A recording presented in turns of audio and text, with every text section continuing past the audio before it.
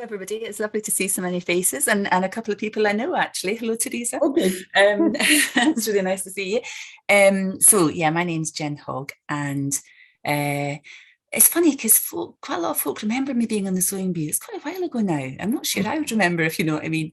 But I was on the Sewing Bee in 2019, which means that we filmed it in 2018.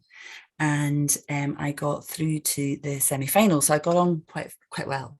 And I'm really happy to answer questions about that. I do believe it's about to come back on. I heard today it's the 18th of May.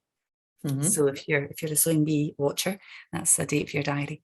So yeah, the Sewing Bee really came about for me. I saw a flyer in Mandors when I was in Mandors one day, and in a moment of madness, I thought, oh, look at that, I could apply for that, I can sew.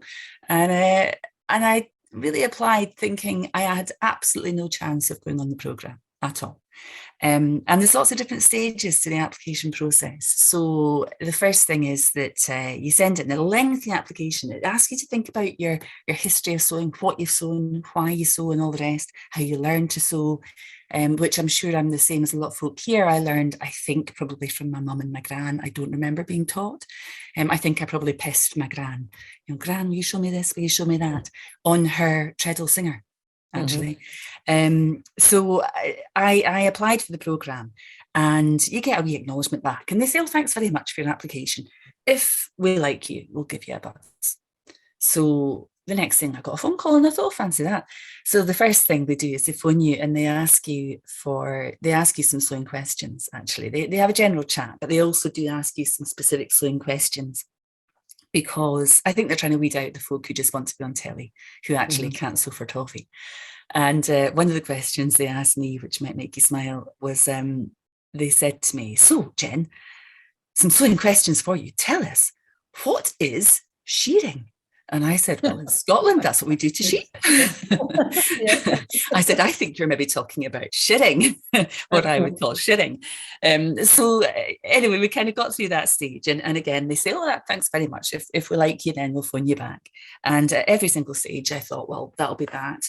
You know, you end up going down to London for a screen test and then for sewing editions. And it was actually only when they called me and they said, can you come down to London for the psychiatric evaluation, that I thought, oh, crikey, man alive, this might actually happen. And at this point, I knew I was down to kind of maybe, I think there's something like, I don't know how many thousands of applicants, but by this point, I think, yeah, I'm down to kind of the final, maybe got a 1 in 2 chance of this happening. I don't want to be on telly. Genuinely, I was thinking, what am I doing? And it was interesting because when we started filming, there's lots of producers involved and storyline producers and so on. One of the storyline producers, a really nice chap called John, he said to me something about being on telly. I said, John, I don't want to be on telly. I hate getting my photo taken. You know, what am I doing? And he said, well, why did you apply? And it did make me think about it. And I think I probably applied because it was validation of something that I spend a lot of time doing. So I don't know about you, but I've always spent a lot of time, not just sewing, but I also knit, and I've done felting, and I've done embroidery, and you know, most textile crafts. And then I've also done things like stained glass, and I built a wall in my back garden, and I built the garden fence. And if you can make it, I like to have a go at it. So I spend a lot of my time doing that, and I do think my application really was about validating that. Bit of a severe way to go about validating that, but there we are. So yeah, so that was my journey into the Sewing Bee. I'm really happy to answer questions. How long did that take? The process itself, Pauline, I think I applied in the May and we started filming in July. Oh, so right, not long. Very short, actually. But I think that we were maybe quite short because we were the first series back after the Sewing Bee had a break. Right. So I think that is possibly a more drawn out process now. The other thing is they hardly give you any notice that you're going on. So I got basically 2.5 weeks notice that they wanted me to go on. And because I'd been in such a state of denial about it, I then had basically 2.5 weeks to get myself entirely ready, potentially to be in London for 6 weeks.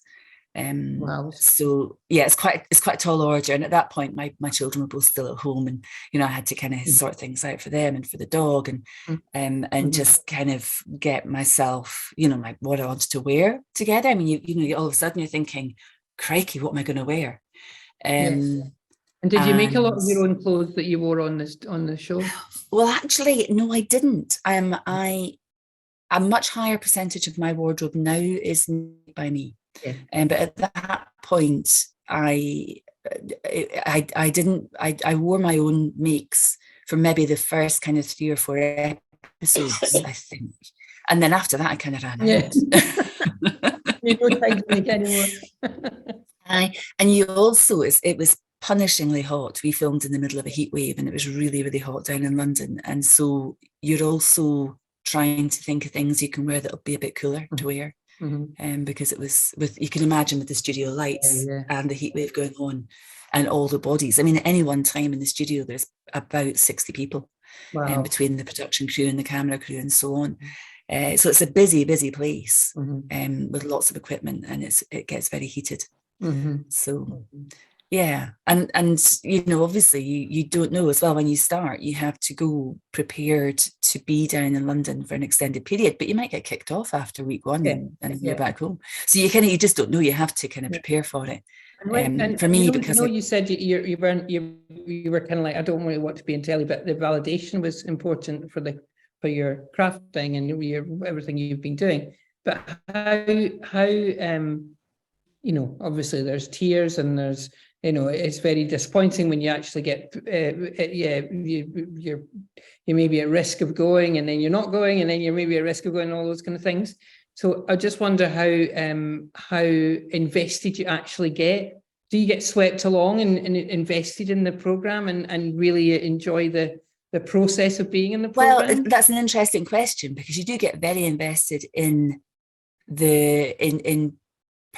participating, but I think it's safe to say in my year, certainly, very few of us were actually that invested in the competition. Yes. So we genuinely got on really well as a group, and we did from the very, very start. I mean, Ben and I, so Ben was I was a bloke on my year who was also from Scotland. And a funny thing, we actually found out we're both from St Andrews originally, although Ben's Edinburgh now and I'm Glasgow. But we had met during the audition process, and they liked the friendship that we struck up. And so that's why they put 2 Scots on, because there's never more than one Scot in these things. It's usually like usually one person from Scotland, Ireland or Wales, and that's your kind of representation. So they picked a good group for us in terms of us becoming friends, and genuinely, there was no sense, we all helped each other. There was no sense of kind of real competition among it. So we didn't invest in that aspect of it, but we did invest in the actual program, or the kind of being in this thing with your friends. You forget as well, you kind of forget about the cameras, really, because you don't have time to worry about it. You're too focused on it. I mean, you do have to remember, like, if you can picture, you've got the kind of sewing stations, and then you've got the haberdashery at the other end of the room usually. And especially during the transformation challenge, you're running backwards and forwards usually between the two. And I wish that somebody would actually take a kind of film from further back, because I remember at one point it was like something from Mission Impossible. I remember running to the haberdashery, and I jump over this cameraman, and I jump underneath the kind of long arm camera thing, and you have to dodge all this equipment. So yeah, you can't forget about the cameras in that sense, but you do pretty quickly switch off to being filmed, to tell you the truth.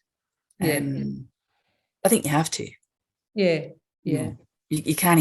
I mean, like that's actually one of the questions the psychiatrist asked. She said, how will you be on telly? And I was saying, well, I don't think you can do anything other than be yourself, because you might think, oh, well, I'll have my television smile, whatever it is. But actually, under stress, you're going to lose that entirely. So you kind of have to. More like a grimace if you try it. You end up over smiling, don't you, and things like that. Oh, what am I doing? Exactly. It's like when you're at a wedding and the photos are taken forever, and you end up thinking, is this how I smile? Yeah. So and And tell us about the first day. Was the first day really nerve-wracking? The first day of filming was interesting. First of all, and actually it's something that I still do fairly automatically, and I've just done it there for you. You get very used to answering questions in complete sentences. So you to say to me, how was the first day of filming? And I don't say it was great. I say the first day of filming was very good. Yeah. And that way they can use what you're saying without having the producer's voice in it. So, but the first day of filming actually was the day that my daughter got her higher results. Oh, so that kind of, I was really, really, really nervous for her. And then they came through and I was like, oh, I'm done. That's great. You know, she got great results. I'm like, oh, that's me. I'm made up now. That's me. Fine. So actually that's probably quite good for me because I was so focused on that for her that I wasn't really kind of thinking about what I was about to do, which is probably quite a good thing actually. But yeah, the first day of filming, it's such a foreign environment for most of us to go into a TV studio like that and to see all the kind of lighting rig and all the equipment and all these people. And when they offered me the chance to go on, when they asked me if I'd go on, I thought, crikey, I don't want to be on telly, but you know what? At the very, very least, this is going to be really fascinating to see from the inside. And it really was fascinating. So I probably spent half my time on the first day kind of just like looking around, going, what can I do? What do you do? What's your role? Yeah. Exactly. Was it what is the crew like? Is it quite a mixed sex crew, you know, so that quite, or is it heavy? Yeah. A good question again. The answer is no. There's kind of three components to these programs as far as I can work out. So you have the contestants, you have the people, and then you have the technical crew, so the camera guys and the sound technicians and all that, and then you have the production crew, and they're quite distinct. And for us, we also had a sewing team, so we had a group of folk who are mostly in the world of costume, and they were there to like, for example, thread the overlockers, to sort out things in between the challenges and things like that. So they don't help you at all, but they're there to make sure it runs smoothly, because of course time is money. It costs so much to film these programs, even something like that, where, you know, it's not like any of us got paid. 60 wages. Exactly, 60 wages in the hire of the studio. So they're very keen to make sure everything's as slick as it can be. And yeah, of course, exactly what you'd expect. Almost all the technical crew were men, and almost all of the sewing crew were women. The production crew were mixed.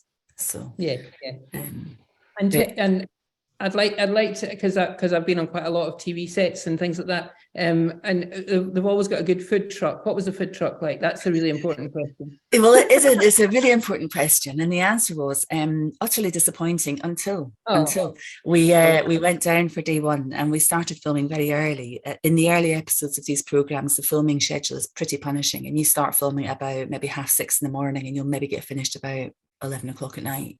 So and that's, each episode's filmed over 2 days, so you'll have 2 days like that for episode one, and then you get a day off, and then 2 days like that for episode 2, and so on. So we went down for day one, and we went to the food truck, and you might remember Mercedes, who was on my series, who's a very good friend of mine, who has the best name. She's called Mercedes Ferrari, just fantastic. But she's gluten intolerant, and I'm vegetarian, and we went along to this food truck, and they tried to offer us, the only thing we could have were fried egg rolls. So of course Mercedes couldn't have that, and I'm not a fan of fried eggs. I'm like, oh, really, guys, you know? So we passed on that, and they said to me, well, what would you have for breakfast? And I said, porridge. Genuinely, porridge would be amazing, because it just keeps you, you know, fills you up all morning. It's the best thing to have for breakfast. So the next day they had porridge, and you know, almost every single person in the crew had porridge for breakfast throughout the filming. So I was like, yes for the porridge. Sponsored by Scots, yeah. Exactly. Brilliant. So the other sorry, on you go. Who's that? Hi, Sandra. You said so that episode. Hang on till I find you, Sandra. Hang on till I find you, so we can put you on the screen. I'm here. Wave at me. I've got lots of pictures. I've got it, Keep- Pauline. I've spotlighted You've it. got it, great. Yeah, you're saying that one episode took 2 days to film. So you don't really just get 2 hours to make the outfit or something. Is you it all do. paused No, and no. paused? No, the timings that you see are genuine. Okay. And in fact, what you don't realise, no, it takes so long because, for example, the judging takes forever. And there's an awful lot that they say that then gets cut out of the edit. So, I mean, and some days you go up and you're standing there being judged and they're like, oh, well, that's not very good and that's not very good. And after about 20 minutes, you're like, can you say something positive? Yeah, I've heard you now. And that's cut down to, 90 seconds. But no, the timings are all genuine. And in fact, the thing that you don't realise as a viewer is how much time is wasted to you answering questions. So you're at your sewing station, you've got, I think the worst one for us, we had 5 hours to make a fully lined wool coat, which is not, I don't think that's possible really, or not to any good standard. And you've got your 5 hours and actually the producers come and they constantly interrupt you. So you're sewing away and they pop up in front of your sewing station like the meerkats. And they'll say, Jen, what are you doing just now? And you have to say, well, right now I'm sewing in the sleeve and I'm having to ease in this sleeve head and explain what you're doing. And actually those interruptions cost you a lot of time. So you might think, I've got 5 hours for this garment, whatever it is for this garment. But actually in reality, you've got quite a lot less. So the pressure, the timings are designed to make some people fail because if they gave everyone enough time, everyone would produce amazing stuff. And they need people to have a journey. They need some people to make better than others. I didn't realise until we started filming that I can sew accurately at speed, and that turned out to be a really useful thing for me. But I didn't know that about myself, and I still sew really quickly now. I have to purposefully slow myself down because I've discovered that I can sew like a rocket. Brilliant. Thanks, Sandra. That was great. Really important question, this one, Jen. Really important question. Is Patrick as handsome in real life? It's the question that everybody asks. And I would say, yes, Patrick is probably more handsome in real life. Quite a bizarre number of people have asked me if he smells nice. Isn't that a funny question to ask? As far as I remember, he smelled nice and it's not bad. I have to say, I would go to the pub with Esme. Esme is a legend, an absolute legend. Not that Patrick isn't, but Esme's a legend. And a really fascinating woman. If you've not read her book, I would recommend it. It's called Behind the Seams. And what a fascinating life she's had. She's very much her own woman. I love the fact that she demands attention. She's not prepared to kind of fade into the background, which is something that I think as women, we feel a pressure to do almost as you get older. And she's like very much not going to do that. And she's still, she moved into a kind of social housing flat in London. I mean, she lived in a squat for quite a long time, I think. And years and years ago, she was moved into a flat, and that's still where she lives. And I think, good on you. She's just herself. Yes. So yeah, a lot to admire about Esme, and I go to the pub with her any day. Yeah. And do you get to hang out with them? Is there a wrap party and you all hang out at the end, or? There is a wrap party at the end. I think Patrick and Esme are very good at maintaining a bit of distance between themselves and the sewers, because they kind of have to. They're in a position where they're judging you, and if it wasn't a wee bit intimidating, then it wouldn't work so well when Patrick comes round and looks at what you're doing and says, "Oh, is it meant to look like that?" And that's meant to be quite intimidating. At the wrap party, certainly Esme outdanced me. She was there when I left the wrap party, and then interestingly, about a year ago now, Esme brought out her book at the same time as Serena, who is the girl from Edinburgh. She's actually from Glasgow originally, just up the road from me, but she studied in Edinburgh, and she won a couple of years ago, and she brought out a pattern book. And I was asked by Blackwell's in Edinburgh if I would go and interview the two of them. That's at a book event, if I would be the interviewer. And that was the first time not the first time I'd seen Esme since we filmed, but the first time I'd kind of got to spend any time with her, really. And it was absolutely delightful, and she couldn't have been happier to see us, and we had a really great time. So she, although she keeps you all at arm's length during filming, she obviously does kind of feel the connection. And that was very apparent then when we met her. Yeah, because you know, when you're filming, she'll be in work mode, so you know you have to stay in work mode, don't you, or else it gets a bit difficult. It was interesting for us because our year was the first year that Joe Lycett took it on. And so what was interesting about that, he's a great guy. I've got so much time for him. He's a really kind person. He's a really, really kind man. But because we were all new at the same time, it very much felt like he was part of our gang. And he still, you know, we still have a WhatsApp that we're all part of, and that you know, so genuinely that was really, I think that was really lucky that it was his first year and he hadn't kind of reached the stage of, you know, being the presenter and they're the sewers. It was good. Great. And you said Esme's had an interesting life, but you've had an interesting life too, haven't you? You've come from a very different background into what you're now doing, haven't you?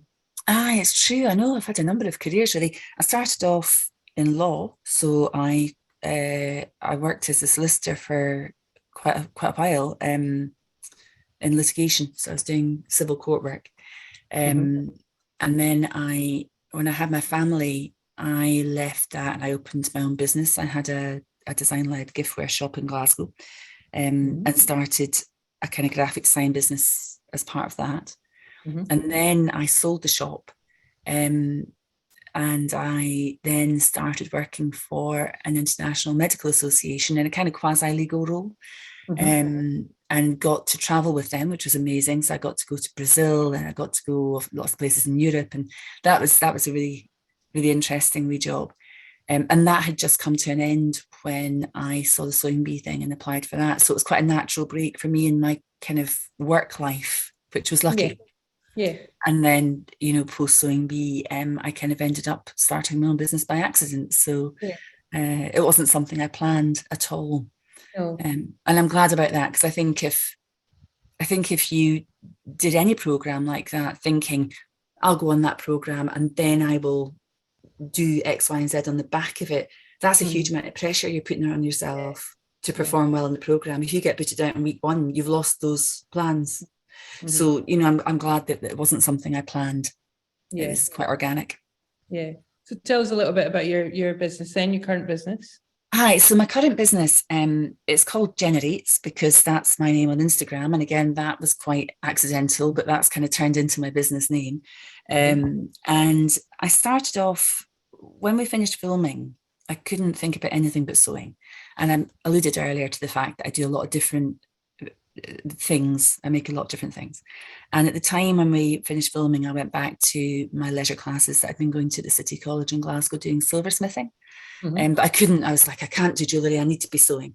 And my tutor said to me, well, make something for your sewing. So I made lots of enamelled buttons, but I also got a chance to make a ruler, which had been in the back of my head for a long time. I've got one here somewhere. You had it. So this is my wee sewing ruler. And the thing about this is it starts at 0 there and there. Sorry, there and there.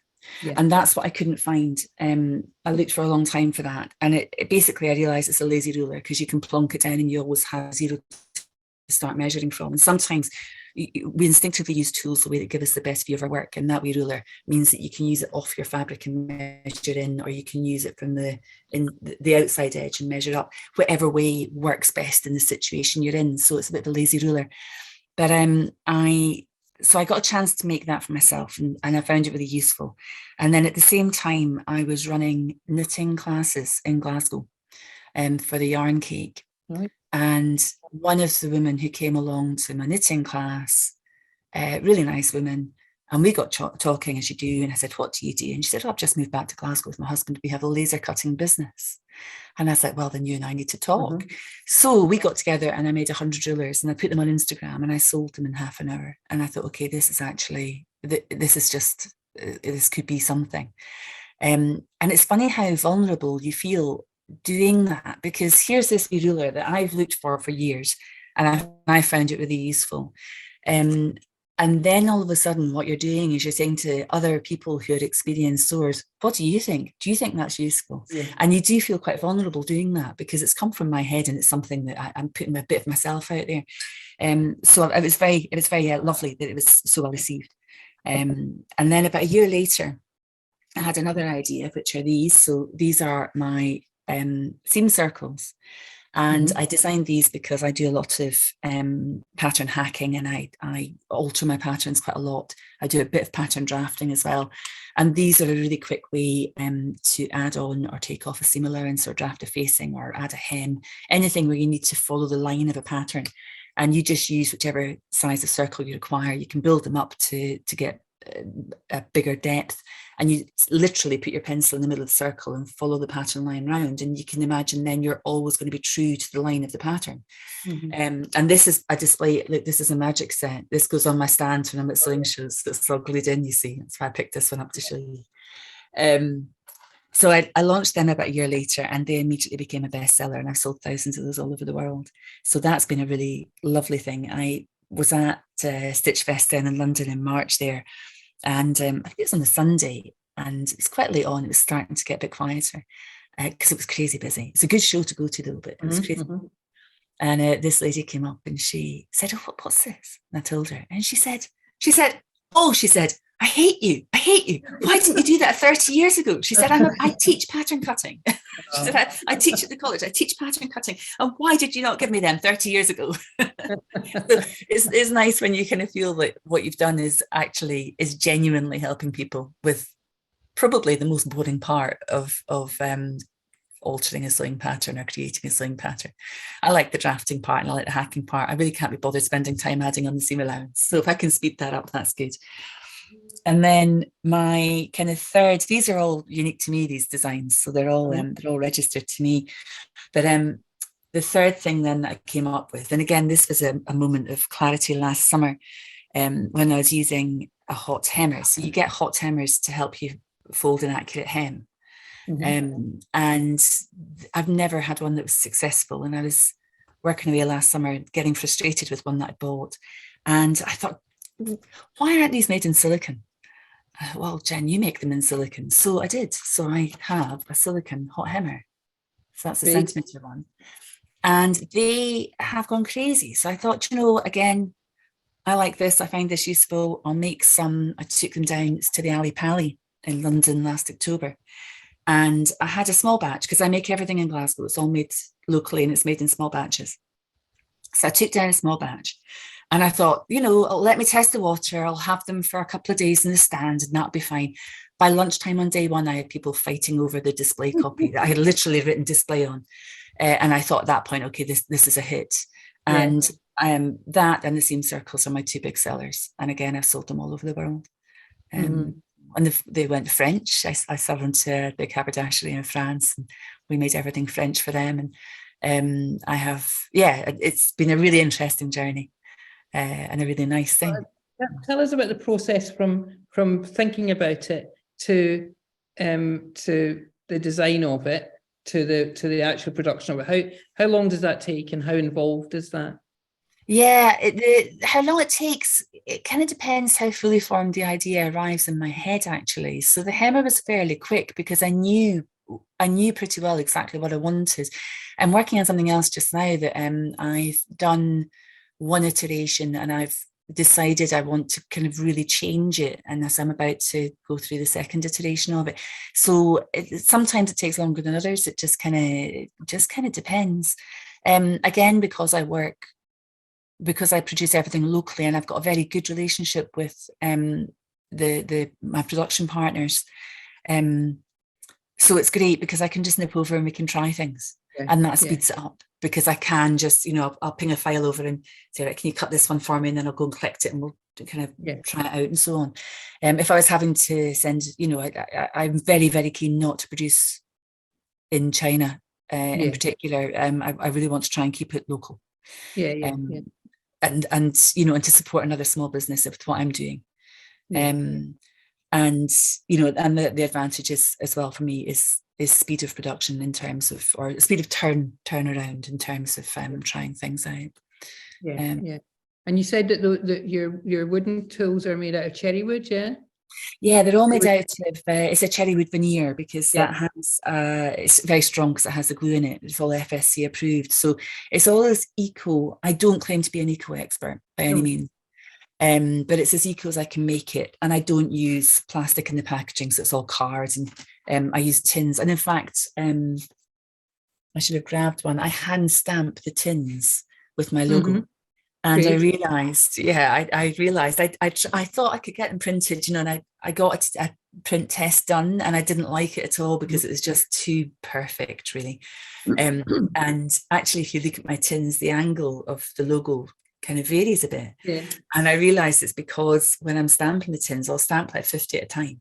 Yeah. And I put them all out on my workbench. Like, remember playing Pairs? Do you remember the card game Pairs? And you had them all, it looks a bit like that. I've got them all laid out, and I have my stamp in this permanent ink, and I go stamp, stamp, stamp like this. And of course, as I go round this big, it actually changes angle. Like this. So I can tell broadly where the tin was in my stamping arena. Great. Great. And so you've got another thing in production that's still secret, so that's great. But how long do you think that'll take to hit shelves when you're? I am aiming. I'm going to Festival of Quilts this year, which is a big show in Birmingham in August, beginning of August. And I've not done the Festival of Quilts before. It's meant to be a really good show, but I'm not a quilter. I'm a garment maker. But apparently there's a lot of crossover at the show itself. And I do sell quite a lot of my seam quilters, because you can use them in various, people use them for eco quilting, drafting eco quilting lines apparently. And there's also some techniques with patchwork that people use them for. So I decided I'll go, and I would really like to have my new product out there to try it. It's a good way to launch things or to try things out, because you're seeing a lot of people who are all interested in sewing. So you get good feedback. So keep your fingers crossed for me, but hopefully by August. Great, that sounds good. And then you're coming to the national conference, the SWI National Conference in September. So we're going to have a conversation with you about how you got into the business and how you've progressed your business, along with Helen Vass, who's Helen. You'll be part of a panel with Helen Vass from Creme de la Creme, Bake Off's Creme de la Creme. So she's known as the pastry magician, and so it's just about Scottish talent that has risen through programmes that we all know and love. And then we can find out how you got into things and how you did things. But I'm sure there'll be going to be a lot of questions at that event. But I'm sure there's a lot of questions here today. So has anybody got a question? I probably think that Maz, I think you might have a question. So I'm thinking that you are such a gadget girl, Maz, and you're into patchwork quilting. Are you there, Maz? Where are you? Yeah, I'm here. I just had to get Mike to mute the telly. Right, Maz, where are you? I can't see you. Wave at me. Ah, there we go. There I am. Yeah. Hello. Hi, Jen. It's nice to see you. My sister would love. I'm going to tell her to watch this because she would love that. My sister's quite into patchwork and quilting and also dressmaking. I think your little circle things sound great, because I've got one that you use to draw a 1/4 inch seam. And so I can see how that would be really useful. The idea came from that. I was aware of that one, and but what I wanted as a garment maker, I wanted lots of different size options. So that's actually a 5mm one, but the imperial set, that'd be a 1/4 inch. But then what I did was I make them nest up, because it means you actually have 2 different sizes of center hole in them, so you can use them with pencils or with like friction pens onto fabric. I use those as well. How does it actually work on a pattern? What do you actually do to make the extra line? You can do it various ways. So if you're on Instagram at all, I put videos up on Instagram or also on my website. But basically, the principle of it is, it's a wee bit like driving. You put your pencil in the middle of the circle. Let me see if I can take this one off. So here's one here. So you literally put your pencil in the middle of that, and you keep the edge of that circle on your pattern line. Right. Now, how you keep it on the edge doesn't really matter. Right. So if you've used a ruler, roll it up the edge of the ruler. Right. If you've got a curved line, right. I'm pretty good at doing it freehand, but you can literally push it with your other fingers. So if you imagine, it's kind of hard because I can't show you on my desk, but if you have your pencil in the middle here, you can literally guide that along the pattern line with your other hand while you're doing it. Right. So it doesn't really matter how you stay on the pattern line, whatever works for you, basically. Yeah. And how do you estimate how much bigger to make a pattern? Yeah, it depends. It depends what it is you're trying to do. So if you are wanting to add on the seam allowance, for example, then it doesn't really matter what you add on as long as you know. And quite often I'll add on what's called a construction seam allowance, which is wider than normal, so that I can adjust my pattern. Actually, I can fine tune it when I try it on before I kind of finally commit to the size. But if you're taking a seam allowance off, which quite often you have to do if you're changing a pattern, then it's important to know what the designer has used. So that's what you're taking off. So it'll usually be most patterns now, unless you're using the big American companies, most of them are in centimeters. So a standard seam allowance here is 1.5 centimeters. On the continent, it's 1 centimeter. And then if you're using them to grade up your sizes, you would work that out by measuring yourself and working out how much ease the designer has incorporated in that pattern. So you have two things when you're looking at a size of a pattern. You have, imagine your body map. So you've got literally the size that you are, but then you also have to think about how much extra fabric the designer has put in at that point for their design. And you really want to try and maintain that kind of proportion, because that's the integrity of the design itself. That's what you've paid for your pattern. And so if you're kind of going up from that, you can use the seam circles to add on. People use them for grading, say they'll add on maybe a couple of centimeters on the horizontal, but then less on the verticals, less on the horizontal, much less on like an armhole, for example. And if you can picture a sewing pattern, you know, the lines aren't uniformly bigger and smaller. So they'll be further apart usually on the vertical lines, and they'll be closer together on like the shoulders on the horizontal. So you kind of replicate that. That's how you can use them to grade up.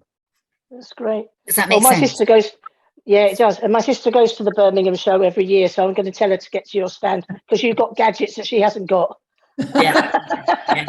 New gadgets as well. So yeah, tell her to come and say hello. Yeah. She's a real gadget freak. Oh, she's like you then, Raj. She's like you. She's worse than me, Pauline. She's got every gadget going. Brilliant. Thanks, Jen. It was great. Thank you. Thanks, Maz, and thanks, Mike. Great. Any other questions, guys? Any other questions for Jen? What about Jen? What are you proudest of in your making career? Are you proudest of making these gadgets, or are you proudest of being able to sew? What's the, or is that a difficult question? That's a difficult question. Yeah. That's a really difficult question. I don't know. I think I'm really pleased that I've thought of something that other people find useful. Yeah. I'm really pleased about that.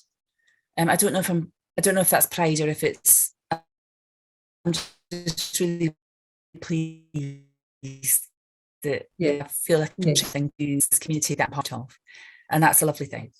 And then, you know, in terms of sewing, in terms of kind of what you sew, some things work brilliantly and some things don't work as well, but you think are going to work brilliantly, and then I really enjoy using beautiful fabrics. So I made the Harris tweed coat that I really, really like. It's kind of bright green, and that's one of my favorite makes, partly because of the heritage of the fabric. But then this jumper I'm wearing tonight, this is actually surplus. It's 100% cashmere. It's waste from a Scottish cashmere mill, and it was completely unfinished at the neck. And if I turn around, you'll see a bit of blue, maybe. Oh yes. So the neck was totally unfinished and actually wasn't even joined. So I did some Kitchener stitch and kind of secured that join at the back. And then I tried doing a blanket stitch around here in kind of a cream wool, and it didn't work at all. It was too scrappy. So I took that out and ended up doing, this is actually a rib, a jersey rib. I put on it. And I really like doing things like that, where I've taken something that would go to landfill or would just go to waste, and actually making use of it and making it into something that I enjoy wearing. And great, 100% cashmere jumper for 20 quid. I mean, who's going to complain? And do you then, because I know a lot of makers who go to charity shops, vintage shops, whatever, and get bits of clothes that they think, well, I like that, it doesn't fit me, but I like that, and how can I adapt that into something else, and maybe turn a coat into a waistcoat or whatever, do you do that at all? Yeah, I do a bit of that. I really enjoy working with vintage tablecloths. Yes. And one of my favourite makes was a really beautiful voile tablecloth that had embroidery on it. And cunningly, it was exactly the right width for me to make into a jacket, so that the hems of the tablecloth formed not only the bottom of this jacket, but also the opening at the front. Yeah, great. So it's exactly the right width. And I cut the fronts and backs in one piece. So there's no seaming in that. And then there's obviously the sleeves go in, and there's a collar. And that, it's very delicate, and it's very pretty, and I really enjoy wearing that. And I do wear it quite casually, because I kind of feel if I keep it for good, I'm never going to wear it. So I do wear it with jeans and a stripy t-shirt underneath or whatever, to get use of it. So that's more my kind of charity shop. Yes. Buying clothes and doing things. I tend not to. I have made another jacket. I've got a bit of a thing about jackets. I have made a denim jacket out of old jeans, and they happen to be my old jeans, but I really, really like the jacket. And I would do that again. So I do have a bit of an idea that I want to go and hunt down some interesting faded denim to do that. Yeah, watch this space. I've got a wee question for you, Jen. Yes, sorry, Beth, you want to go? So obviously you've talked a lot about your kind of sewing tools, but because you're skilled in your knitting and your crochet as well, I'm sure, do you have anything that you've made for those sort of crafts, or is it just kind of sewing that you focus on mostly? No, I have. I actually, if I got one here, I usually have one kicking around. A lot of people ask me to do a knitting version of my sewing ruler, so I did do that with a knitting a needle gauge in the center of it. And then I always feel crochet is a wee bit left out. Crochets, people who crochet are usually made to do with knitting tools. So I did a crochet ruler as well, where I elongated the needle gauge so that the hook would fit through, because the shank of the crochet hook that you measure, and normally crochet hook gauges are on this sort of semicircle off the edge of something. So I wanted my ruler to be pretty, so I made them in the center, and that's been popular. I think just because somebody's kind of done something particularly for crochet. And then I also do stitch markers, because I like knitting. I knit more than I crochet, although I do both. But I like having nice stitch markers, so I made stitch markers. And then I thought, I want to make some, because I tend to knit top down in the round. So, and quite often I'll be watching telly, because I do think knitting for me is a legitimate fidget. So I will be watching telly, and I'll know my recipe. So I know that when I get to, say, a raglan sleeve increase or something, I know I've got a kind of increase, increase one, knit one, purl one, increase one, whatever the pattern is. But when I'm knitting in the round top down, I don't always know where I am in the round without having to refer back my stitch markers to the beginning. So then I had the bright idea of making stitch markers that are engraved with garment, like the component names on them. So I have a set that says sleeve, neck, side, whatever, so that when you're knitting, you don't need to do that counting back thing. So I like them. Yeah, I like them. And I did the same with numbers, because if I'm doing adding again, I kind of wanted a really easy way. It's all about laziness. It's all about, it's kind of like Jen's. So work smarter, not harder. That's what it is. That's it. Thank you. Yeah, we'll take that. Laziness. Yeah, Jen's work smarter range. Yeah. Thanks very much, Ben. Linda, you've got a question. Hi, Linda. Hi, Jen. Hi, Linda. You said you're much more a garment maker. I'm the very opposite. I'm much more a quilter, patchworker, and jack of all crafts like yourself. I have tried dressmaking, but I cannot get a fit. So most things go in the bin. Do you use a dressmaker's dummy, or do you just keep trying things on yourself until you get the perfect fit? I have a dummy, and I rarely use it. And they're not really much use unless you pad them out to your own shape. And quite frankly, I'm not sure I want to look at my own shape every time I come into the sewing room. My friend Janet did it, who was on the sewing bee with me, and she's brilliant. And she's brutally honest. She's very Yorkshire, you know. She's very very straightforward. And she had all these photos up on Instagram of this dummy, and she said, "I can't believe how much stuffing I've had to put in it." She said. So for me, the more you sew, the better you get at it. And also you start to understand the particular quirks of your own shape. So I've got square, you can probably see it here, I've got square broad shoulders. And so I usually have to do a broad shoulder adjustment, things like that. I would say if you're starting, for anybody, I always say, if you want to get into garment making, make yourself pajama bottoms, because even if you make a bit of a mess of them, you'll still wear them. And actually there's a lot of skills that you learn. There's free patterns online. There's a lot of skills you learn in doing that. And also the other thing about it as well is when you're making them, I usually say to people as well, the way that you want to construct them is you remember it as stripper trousers. Okay, because it's not the way that we were traditionally taught to make trousers. But the easier way to do it is if you think you generally have 4 pieces to a pair of trousers, you've got 2 fronts and 2 backs. Okay, so what you do is you join the front crotch and you join the back crotch, and then you join the front to the back at the inside leg seam. Okay, and at that point you can pin down the outside leg seams and you can try them on and you can adjust the fit really easily. And the way to remember that is at that point, if you imagine you could do that and they would come off like stripper trousers. So that's the easy way to remember. We've all done that, Jenny. So it's just a case then of trying things on and pin and repin until you get the size you want. Exactly. And with something like pajama bottoms, especially, I mean, you can actually, even if you've put pockets in that and you're going to do a waistband, it's actually something you've still got a lot of scope to adjust at that point. But it does let you really kind of start to understand your shape and what it is that you need to do for yourself, because we're all different and we're all unique. Nobody's a standard shape, or very few people are kind of the standard pattern shape. I mean, my daughter, who's 21, is a standard size 8, you know, but she's 21. Yeah. So, you know, these days are long gone. Yeah. Long gone. Thank you. No, you're welcome. Thanks very much, Linda. Thank you. And have we got any other questions, or shall I ask Jen to explain what drives you to do this, apart from the satisfaction of being able to help people?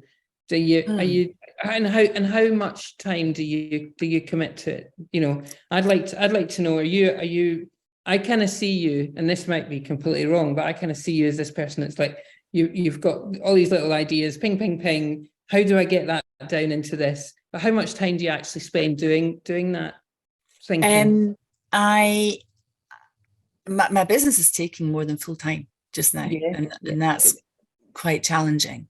But then I usually, in an average week, my husband plays golf, which is great, and he keeps on saying to me, "Do you not want to take up golf?" I'm like, "No." No, because you go to the golf course and I sew. So it's so yeah, in an average week, it's unusual for me not to produce something, whether it's you know, I was doing bags recently for a friend who's got a pattern company, and she's just launched a pattern, so she asked me if I'd make that. So I made a few bags to show on social media for that. I got a bit of fabric today, actually. I'll just grab it. Look at this. So I want to get on the go with this. This has got, I'm not sure what the component mix is. Cashmere. Look at the nice. Oh wow, lovely. Yeah, nice, isn't it? And there's quite a bit. So there's enough for a short jacket. And that what drives me, another jacket, another jacket, I know. And that actually does kind of go back to what drives me, because actually I think I really enjoy figuring things out. So I like garment making. That's what I get from you. You like figuring things out. You know, you're about the numbers, about where you put things on your body, everything. It's an interesting one. I think for me, kind of garment making, I really enjoy the challenges of having to think in 3D, the technical knowledge you have to have, but also the creativity that you have to put into it as well. So it's a good combination of that. And I really enjoy that. And that's really, you know, and I do get a bee in my bonnet. So I'll make something and I'll think, oh, I could do it better this way. So I'll make it again. And I think, oh, I could change this and I'll make it again. And, you know, and kind of things kind of move along that way. And that, I think, is really what drives me. I think I should probably have been an engineer. Well, you are an engineer, because that's fabric engineer. I spoke to someone today who we've been doing these how-to videos for the last couple of days in central office, and we've had members come in. Some of the members are on here tonight. Hello, who I won't tell who's who yet, but hello. And we've been doing these how-to videos, and we had someone who's very good at crochet on, and she was showing us all the different crochet hooks. And she likes to use quite a plain crochet hook, but she has a crochet hook. This is just a wee idea for you, so you can think about this overnight. She's got a crochet hook with a bamboo handle. She really likes the feel of the bamboo handle, but it's too thick. She'd like it to be really slim, like the crochet hook. She doesn't like anything that doesn't really feel like crochet hook. But a little bit of your cherry you know, veneer over a crochet hook might be a really nice little idea. Yeah, look at you. It'd be great. You know, I'm surprised no one's made you know, like with knitting needles, and you get the Knit Pro ones, for example, that screw into a kind of metal shank, and then, you know, for the circular pins. I mean, those are the ones that I use, and I have, you know, I've got metal ones and wooden ones and acrylic ones and so on. I really like them. I wonder why no one's done that for crochet hooks. With a handle, with a really nice handle, but actually you could change the hook part. Well, there we go. See, that. We'll just leave that one. Oh, that's great. Well, I'm gonna let you go off, because I know you're very busy and you've got a lot to invent and make. and thank you so much, Jen. And we're really looking forward to having you at the conference in September. And if anyone wants to find out more about the conference, just go to www.swi.org.uk. Beth has put a link for Jen's website in the chat, so please just copy that if you want to have a look at Jen's work, and lots of videos of how things work. And I'm sure, Jen, you'll bring some of your items to the conference, won't you? I will. Can I just say as well to people, one thing that I would say is, if you're interested in garment making or any craft really, Instagram's a really good resource, and you don't need to go on it as it's, you know, it's hard not to think of it as just being social media and therefore somehow not great. Actually, it's a really good way, especially where we're talking there about getting things to fit. On Instagram, you can look up patterns by their name with the hashtag. That's maybe something to explain another time, but you will see it in real life on real people. And it's a really good resource if you for any craft. I think I use it a lot for my sewing, for garment making. And I would the one last thing, Jen, before we go, is they've just launched the hunt for new people for Great British Sewing Bee. Would you recommend the process? I'd recommend it. I mean, it's, do you know, like I said, at the very, very least, it's going to be a really interesting thing for anybody to do, and indeed it was really interesting, and I made some fantastic friends from it, and it was. I have no regrets doing it at all. And do you have any tips about how to get through the process, through the interview process? You know, I mean, it sounds like you sailed through, but you know, in retrospect, you think, oh, actually, yeah, that bit got me through the error, and that bit got me through that. Yeah, I think that the best thing to do, the best advice, is be yourself. And I think that you've probably noticed from me chatting tonight, but I'm quite animated when I speak, and I think that they need that on telly. They need Look at larger Andy than life. Murray, right? We all Yeah. know how Andy Murray comes across, and we know that he's got a great sense of humour and he's just being an ordinary guy. But Yeah. because he's not an animated kind of guy, he comes across as being really dour. Yeah. You need that animation. So that's kind of. But that side, I think, you have to be yourself. Really, just be yourself. Yeah. And if that doesn't work, then it's not the thing for you. So, No. You know. We've got one last question. Sandra sneaked back in. Hello, Sandra. You've Hi sneaked in. again. It's all Hi right. again. Thank you, Jen. That's been really lovely hearing what I've got to say. I was just going to ask, you showed a piece of fabric there. Where I live, no fabric shops, absolutely zero. So any recommendations, how you understand fabric and where to go to get decent value? I'll tell you, there's a couple of places that I go to down south which are very, very good value. There's a place online, it's called Rainbow Fabrics, and it's in Kilburn in London. Rainbow Fabrics. Their Instagram is Rainbow Fabrics Kilburn, and they do terrific fabrics at a really good price. As for kind of getting to know what weight, I mean, you can usually get swatches sent up to you.